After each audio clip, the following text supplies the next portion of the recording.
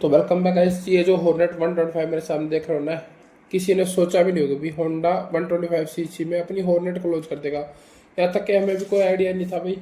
सबको ये लग रहा था भाई हाँ भाई हॉर्नेट का कुछ ना कुछ अपर वर्जन आ सकता है, बट हॉर्नेट नहीं वाली आ सकती है, या फिर कुछ और एक फेसलिफ्ट वगैरह आ सकता है। बट यहाँ पे होंडा ने जो किया है ना भाई, वो बिल्कुल ऐसा कर दिया है इन्होंने, बिल्कुल ही अनएक्सपेक्टेड। तो आज जो मैं आपको डिटेल में दिखाने वाला हूँ, तो अब हम जानते हैं हॉर्नेट 125 के बारे में, क्या ऑन रोड प्राइस है, क्या माइलेज है, सारी चीज़ इस वीडियो के अंदर जानने वाले हैं। सबसे पहले की चेकआउट कर लो भाई, ये बेसिक सी की है इसकी, कुछ इस तरीके से आती है। दूसरी की आपको थोड़ा सा एक 3D में लोगो वगैरह मिल जाता है। अब जो है ना, मैं इग्निशन ऑन कर लेता हूँ एक बार बाइक का। जैसे हम इग्निशन ऑन करेंगे तो इग्निशन आपको टैंक के अंदर मिलता है इग्निशन। बाकी थोड़ा सा अगर आप क्लोज जाते हो ना, तो आप लोग एक चीज़ नोटिस करोगे ना कि यहाँ पे फ्रंट हेडलैम्प थोड़ा बहुत मिलता जुलता है हीरो के एक्सट्रीम 125 के साथ में, क्योंकि ऑलमोस्ट वैसा वैसा सा है जैसे डीआरएल वगैरह आपको मिलते जुलते हैं ऐसे ही मिलेंगे, उसमें भी कुछ ऐसे ही आते हैं। बाकी हाई बीम लो बीम है, ये डीआरएल्स है।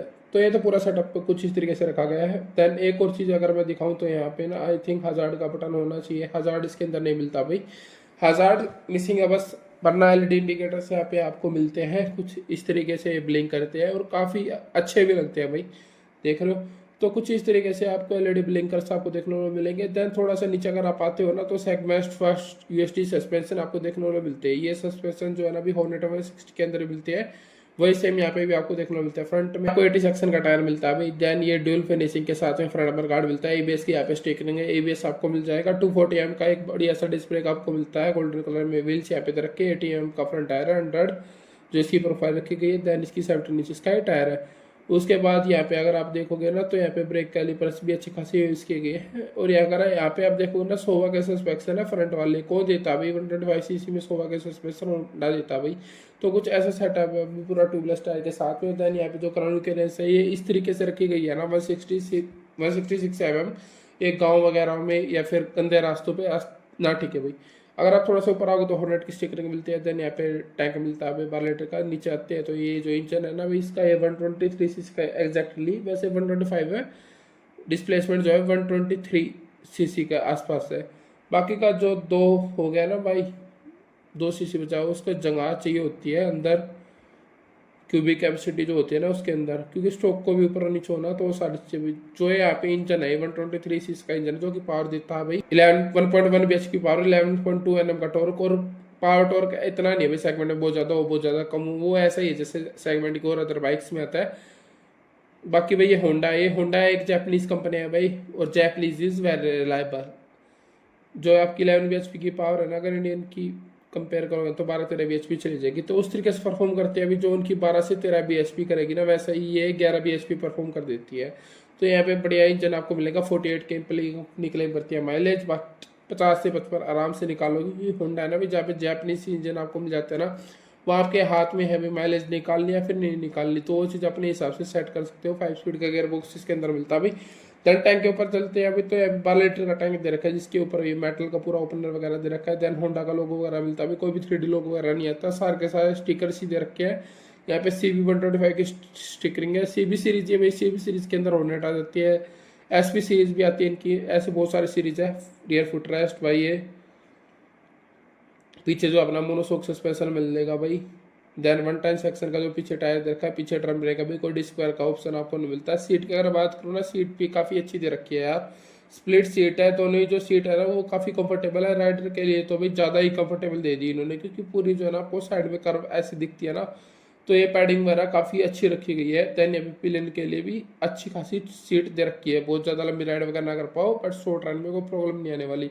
ग्रैब रेयर काफ़ी अच्छे दे रखे हैं। देन पीछे टेल लैंप्स वगैरह एक बार आप चेकआउट कर लो, टेल लैंप्स भी थोड़े बहुत आपको मैचिंग लगेंगे।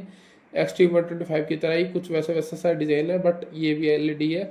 ये एग्जॉस्ट है इसका कुछ इस तरीके से। देन में पीछे जो टायर है वो ऑलरेडी मैंने बताई दिया। एलईडी इंडिकेटर, एलईडी लाइट है, नंबर प्लेट है। कहीं पे भी क्रॉस कटिंग नहीं करके, मतलब होंडा ना केटीएम बन चुका है कि क्रॉस कटिंग कर ही नहीं रहा अब।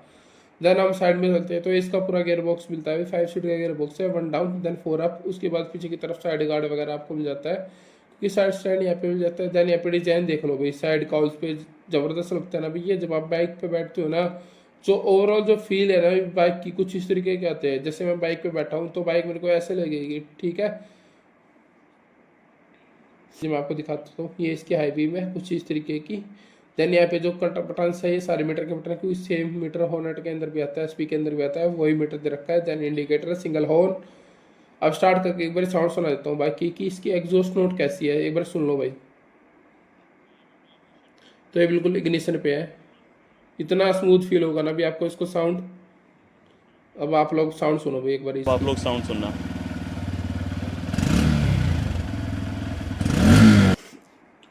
तो कुछ इस तरीके की साउंड है भाई। और यस जो साउंड है ना वो थोड़ी बेसी भी है और रिफाइंड फील भी कराएगी आपको। जो इंजन है वो सही में भाई जापानीज इंजन है और काफ़ी ज़्यादा आपको रिफाइंड फील कराएगा।